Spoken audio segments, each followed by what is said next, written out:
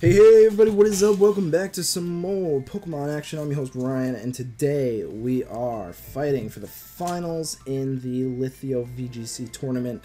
We're up against Ashton Akai again. He made it all the way to the finals, and I made it to the finals of the losers bracket, so we get to fight again. Now, if you remember, he is running PerishTrap. It was Sylveon, Amoonguss, Hariyama, Gengar, Politoed, and Gothitelle. Now, declining my mistakes from last time where I brought Dusclops and Ferrothorn, we're going to just take this easy and we're going to go straight for the full offensive. We're bringing Tyranitar and Camerupt again with Gastrodon and Mr. Mime. Now, I fully expected him to start off with Gengar and Politoed. Unfortunately for me, as you can already probably tell, he ends up starting off with Gothitelle and Politoed. So I'm sitting here thinking, well, I can't switch out. I can't switch out for Gastrodon. So I think literally the best thing that I can do is just go balls to the walls and just not care about predicting the Scald or protecting or pussyfooting around. I'm just going to go for the damage and go for the kills. So what you're going to see is going to be an Earth Power onto the Politoed, which sounds like the riskiest freaking thing you've ever expected, but I was just like, you know what? I don't care. I don't care. I'm just gonna go for the offense. I'm gonna just try and kill these things as fast as I can. I believe I try to crunch into the Gothitelle, but obviously it protects. He does go for the Perish Song, which is whatever. I really should have thought ahead and brought Soundproof Mr. Mime. That would have been cool. I didn't think of that at the time, but oh well. So I do go for the Earth Power, and I do, oh yes, I do double into the Politoed. So yeah, sometimes you just gotta take a risk. Now, he doesn't die to the Crunch, which I found pretty interesting. I'm kind of surprised, because I have max attack, and that's Crunch. That's gotta hurt. But he doesn't die, but he does die to the Sand, so it was such a, like, no one expects a Tyranitar and a Camerupt to not protect against the Politoed, you know, but I was just sitting there, I'm like, you know what, I really don't care, I'm just gonna go for it. So in comes Hariyama, and again, I can't switch, I can't do anything, so I'm just gonna do what I can. I'm gonna go for the Heat Wave and a Crunch. Now, he does fake out my Camerupt. I was gonna predict that, I was gonna predict the fake out, but realistically, I didn't need to predict the fake out, because all I had to do was just, you know, he had close combat. I had no reason to not attack, you know. Now I do get the Crunch onto the Gothitelle, and this is, I'm gonna pause it right here. I should have thought a little bit harder here. Crunching into the Gothitelle was a bad idea because of the eject button. Now I don't know if I remember exactly how eject button works. I think from what I'm remembering, it's physical contact. But if it's just any move, I don't think it really matters then. So if it's any move, my attack choice was fine. If it's physical contact, I should have gone for Rock Slide. Because now I'm trapped in here with Hariyama. I'm obviously going to die here. And again, I should have predicted a little bit better here. I think I go for a Heat Wave. I should have just gone for a Rock Slide instead of Crunch. He was obviously going to protect. And at least if I got a Rock Slide off, I would have done, you know, some kind of damage, you know, at least, you know, do something with my turn. But I do go for Heat Wave. Now, he's obviously not going to take very much here. He's not going to take any damage whatsoever. And, you know, I'm like, alright, this guy has to be both Thick Fat and Assault Vest, because that did no damage. So I'm kind of like, you know, what should I do here? He's Assault Vest, you know, my Camerupt's going to die in a turn. I'm just going to bring in Mr. Mime, and I looked at his team, I was like, you know what, I am very safe to just go for a Heat Wave Psychic this turn. Very easy to do that, because nothing he wants to have can switch into that. Unfortunately for me, he does have Heal Pulse, and I was like, oh, that's really unfortunate, because I would have actually taken out the Amoonguss that turn, but, oh wait, I still do. I forgot about that. So I found out he had Heal Pulse, but that was a good turn for me because he just kind of used a turn. We popped his Citrus Berry, which is fantastic.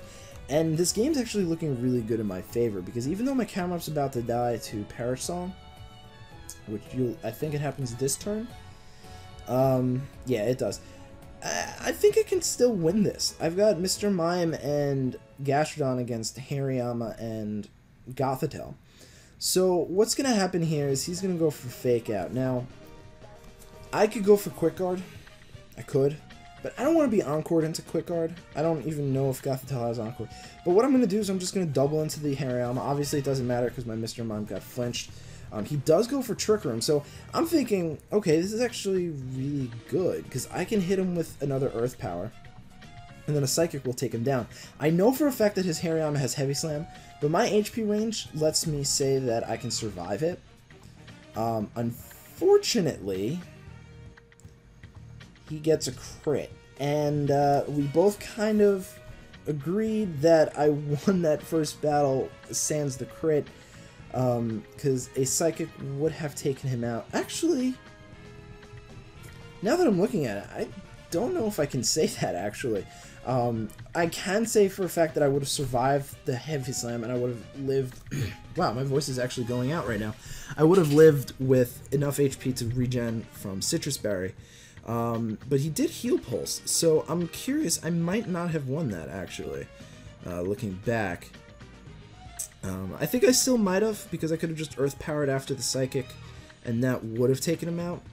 And then, you know, it was 2 against 1, and I think I would have won that. And it really, you know, I try not to get tilted by that. You know, I try really hard not to get tilted by hacks, but when there's actually something on the line, it's kind of hard not to. So unfortunately, that's where the episode ends, because, excuse me, I don't know what's happening to my voice, but all of a sudden it's leaving me. Unfortunately, the second battle was a disconnect, and so I didn't play the second battle well at all. I was really tilted from the crit, because in my mind and through the calculations that I ran, I won that battle. And to win the first battle is really good, because that means that you have leeway in the second battle to form a better strategy. My strategy in general was pretty spot on. I think I played that game to a T perfectly, and sans the crit, I think I would have won that. Now, going to the second battle, I was pretty tilted. I made some really bad plays. I made predictions but didn't follow up on predictions. I didn't take advantage of the fact that he had to switch his team around enough to not die, and that's something that you really need to take advantage of with PerishTrap. So I ended up I ended up in a position where I might have won again in the second battle, but we both couldn't remember if he had used Perish Song on my Mr. Mime. You see, I forget the exact situation, but there was a situation where I had, I think, a Gastrodon on Mr. Mime again, and he had Politoed and Amoonguss, and my Mr. Mime was full HP. Whatever the second Pokemon was full HP. And obviously oh no, it was Camerupt. Obviously Amoonguss can't kill either neither Camerupt nor Mr. Mime, and his Politoed was in Psychic range, so it DC'd there. But the issue about that is that after that turn ended, I would have gotten damage onto the Amoonguss, but my Camerupt would have died to Perish Song. The thing is that we're not sure of is whether or not my Mr. Mime was under the influence of Perish Song. I wasn't entirely sure if it was. I wanted to say that because in my mind, I had won that game. I wanted to say that it wasn't, but without proof on either side, I just gave him the win, because at that point, I was kind of really tilted, and I didn't foresee myself winning the third match. So I was just like, you know what, you're a good player. You outplayed me. Had I played the second battle better, I probably would have fought for the win. But I just, at that point, I didn't think I was gonna win, and so I just forfeited the rest of the set. So unfortunately, we do get one battle where I really honestly think I should have won that battle, the first battle, and then the second battle where I think I might have won, possibly. So I was really close to winning, and I'm a little salty about that, but I'm not salty at the player. I'm just salty at the game. The game DC'd. I don't know what happened, why it DC'd. It just DC'd, and the the first round I got a crit, which really blows, but nothing you can do about it now. No big deal. All congratulations and good games to Ashton, because he played pretty well. So either way, guys, that's about it for this episode. Thank you so much for watching. I really do appreciate it, and I hope to catch you guys at the next episode. Peace.